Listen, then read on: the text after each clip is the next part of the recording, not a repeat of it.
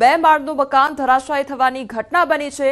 સહજાનંદનગર ગરબી ચોક પાસેની ઘટના કે જ્યાં મકાનના રિનોવેશન કામ દરમિયાન આ દુર્ઘટના સર્જાઈ હતી। 3 વ્યક્તિઓ દબાયા હોવાની વિગતો સામે આવી રહી છે।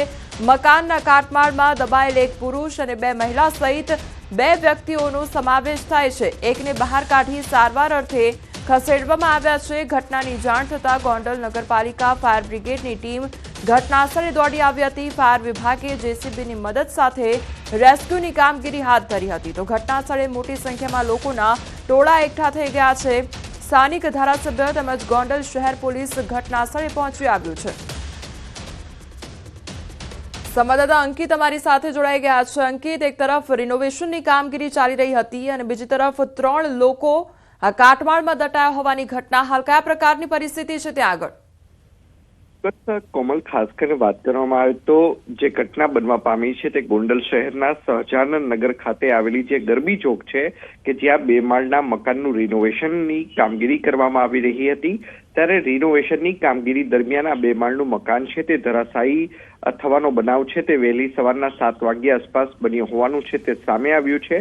હાલ સમગ્ર મામલે રેસ્ક્યુની કામગીરી છે તે કરવામાં આવી રહી છે અને ખાસ કરીને વાત કરવામાં આવે તો સુનિલભાઈ વરઘાણી અને તેમના પત્ની ઉષાબેન વરઘાણી હજુ પણ કાટમાળની અંદર ફસાયેલા હોવાનું એટલે કે કાટમાળમાં દબાયેલા હોવાનું સામે આવ્યું છે। જ્યારે કે ફાયર બ્રિગેડની ટીમ દ્વારા તેમના જે માતા છે મીતાબેન વરઘાણી તેમને કાટમાળમાંથી બહાર કાઢી લેવામાં આવ્યા છે અને સારવાર અર્થે તેમને ગોંડલ શહેરની હોસ્પિટલ ખાતે પણ ખસેડવામાં આવ્યા છે। હાલ ઘટના સ્થળની વાત કરવામાં આવે તો જેસીબી, ક્રેન, એમ્બ્યુલન્સ, ફાયર વિભાગ સહિતનાઓ દ્વારા જે રેસ્ક્યુની કામગીરી છે તે હાલ કરવામાં આવી રહી છે। સાથોસાથ સ્થાનિક જે ધારાસભ્ય છે તેમજ ગોંડલ શહેર પોલીસ છે તે પણ હાલ અત્યારે ઘટના સ્થળે પહોંચી ચૂકી છે। બનાવને પગલે લોકોના ટોળા છે તે ઉમટી પડ્યા છે। જો કે ગોંડલ શહેર પોલીસ દ્વારા તમામ લોકોને છે ત્યાં કાટમાળથી હાલ અત્યારે દૂર રાખવામાં આવે છે। વિડીયોમાં પણ જોઈ શકાય છે કે કઈ રીતે પરિવારના જે 3 જેટલા સભ્યો છે તે દેખાઈ રહ્યા છે કે કઈ રીતે તેઓ કાટમાળની અંદર ફસાયેલા છે। જ્યાં મહિલાની વાત હતી કે જે મીતાબેન વરઘાણી કે જે સુનિલભાઈ વરઘાણીના માતા થાય છે તે કાટમાળની બહાર જોવા મળ્યા હતા। તેના કારણે તાત્કાલિક તેમનું રેસ્ક્યુ થઈ ગયું હતું અને તેના જ કારણે હાલ અત્યારે તેમને હોસ્પિટલ ખાતે ખસેડવામાં આવ્યા છે। જો કે હજુ પણ પતિ પત્ની છે તે કાટમાળની અંદર ફસાયેલા કોમલ જોવા મળી રહ્યા છે। અંકિત, અહીંયા સવાલ એ થાય છે કે આખરે જ્યારે રિનોવેશનની કામગીરી માટે જે કાટમાળ હવે પડી ગયો છે ત્યારે સવાલ એ થાય કે શું પહેલા તપાસ નહોતી કરવામાં આવી કે ત્યાં આગળ કોઈ હાજર છે કે કેમ, અને આ 3 વ્યક્તિઓ કેવી રીતે ત્યાં આગળ પહોંચ્યા અને દટાઈ ગયા, કેવી રીતે આખી ઘટના સર્જાઈ હતી? ચોક્કસ કોમલ, હાલ હજુ આ બાબતે કોઈ સ્પષ્ટ વિગતો છે તે સામે નથી આવી। જ્યારે પરિવારના સભ્યો છે એક બાદ એક બહાર નીકળશે ને ત્યારબાદ સત્તાવાર રીતે તેમના નિવેદન છે તે નોંધવામાં આવશે। ત્યારબાદ જ સાચો ખ્યાલ આવશે કે આખરે પરિવારના 3 જેટલા સભ્યો કે જ્યારે રિનોવેશનની કામગીરી ચાલી રહી હતી ત્યારે કઈ રીતે તેઓ પોતાના ઘર સુધી પહોંચ્યા હતા અને કઈ રીતે આ જે મકાન છે તે ધરાશાયી થયું હતું અને હાલ અત્યારે બાકીના જે 2 વ્યક્તિઓ કે જે ફસાયેલા છે તેમને ગોંડલ નગરપાલિકાના ફાયર બ્રિગેડ દ્વારા રેસ્ક્યુની હાલ અત્યારે કામગીરી હાથ ધરવામાં આવી છે અને તેમને બહાર કાઢવાના જે છે તે સતત પ્રયત્નો છે તે ખાસ કરીને હાલ કરવામાં આવી રહ્યા છે। જે અંકિત, જે 3 વ્યક્તિ હતા તેમાંથી એક વ્યક્તિને બહાર કાઢવામાં આવ્યા છે અને અન્ય જે 2 વ્યક્તિ છે તે હજુ પણ ફસાયેલા છે। શું એ 2 વ્યક્તિને જોઈ શકાય છે? શું એમની સાથે કોઈ વાતચીત થઈ શકે છે? એમને બહાર કાઢવાનો પ્રયાસ થઈ રહ્યો છે તો તંત્ર દ્વારા જે જહેમત કરવામાં આવી રહી છે તો એ 2 વ્યક્તિ અત્યારે હેમખેમ છે કે કેમ, તેને લઈને કોઈ અપડેટ? ચોક્કસ કોમલ, આ બાબતે કંઈ પણ નહીં કહી શકાય કારણ કે જે વૃદ્ધા જે હતા મીતાબેન વરઘાણી તે સ્પષ્ટપણે દેખાઈ રહ્યા હતા। તેઓ શ્વાસ પણ લેતા દેખાઈ રહ્યા હતા। સાથોસાથ કાટમાળ નીચે ચોક્કસ તેઓ ફસાયા હતા, પરંતુ સામાન્ય રીતે જ પ્રથમ દ્રષ્ટિએ જ તેઓ નજરે પડી રહ્યા હતા। તેના કારણે જેસીબીની મદદથી તેમને બહાર કાઢવામાં તુરંત છે તે સફળતા મળી છે, પરંતુ જે પતિ પત્ની છે તે કાટમાળમાં કઈ જગ્યાએ દબાયેલા છે તે હજુ ચોક્કસ જાણી શકાયું નથી। ચોક્કસ આગામી સમયની અંદર એટલે કે ગણતરીની મિનિટોની અંદર જ્યારે કે રેસ્ક્યુની કામગીરી હાલ સતત ચાલી રહી છે ત્યારે રેસ્ક્યુની કામગીરી દરમિયાન તેઓ કઈ જગ્યાએ ફસાયેલા છે અને તેમની કયા પ્રકારની હાલત છે તે તેમને બહાર કાઢ્યા બાદ જ છે તે જાણી શકાશે। પરંતુ હાલ ચોક્કસથી 108ની જે ટીમ છે તે ખડે પગે હાલ અત્યારે જોવા મળી રહી છે। બે જે એમ્બ્યુલન્સ છે 108ની તેમને સ્ટેન્ડ બાય છે તે રાખી દેવામાં આવી છે.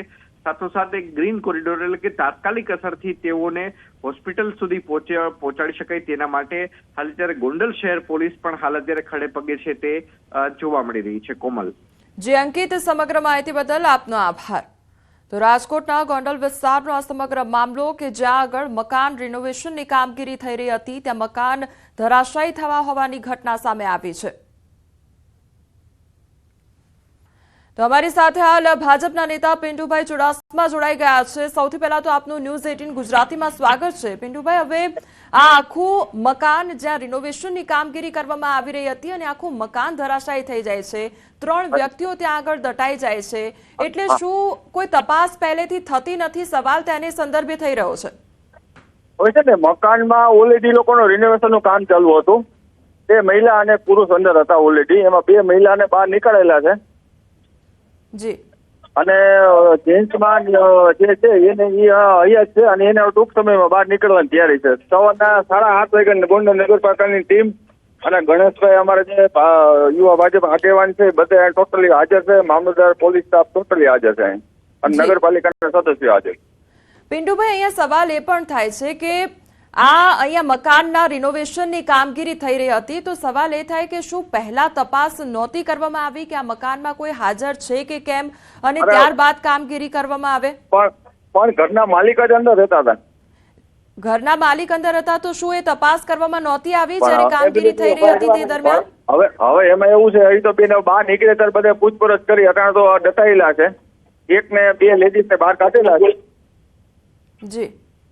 પિન્ટુભાઈ, અહીંયા કોઈ જાનહાની મોટી સર્જાઈ ગઈ હોત તો પછી એના માટે જવાબદાર કોણ હોત? કારણ કે 3 વ્યક્તિઓનો અહીંયા જીવ પણ જઈ શક્યો હોત, કારણ કે કાટમાળ ખૂબ મોટો છે અને હજુ જે એક વ્યક્તિ ફસાયેલા છે તેમને બહાર કાઢવાની જહેમત ચાલી રહી છે. હા, ચાલુ છે ને. એ બેન જો નીકળી જ ગયા છે. અત્યારે જેસીબી છે, ક્રેન થી એને નીકાળેલા. એ જે જેન્ટ્સ હતા એને પણ બહાર નીકળી ગયા છે. હવે અંદર હવે કોઈ છે નહીં અંદર. જી. જે પિન્ટુભાઈ, આપ અમારી સાથે જોડાયા તે બદલ આપનો આભાર. Okay, thank you.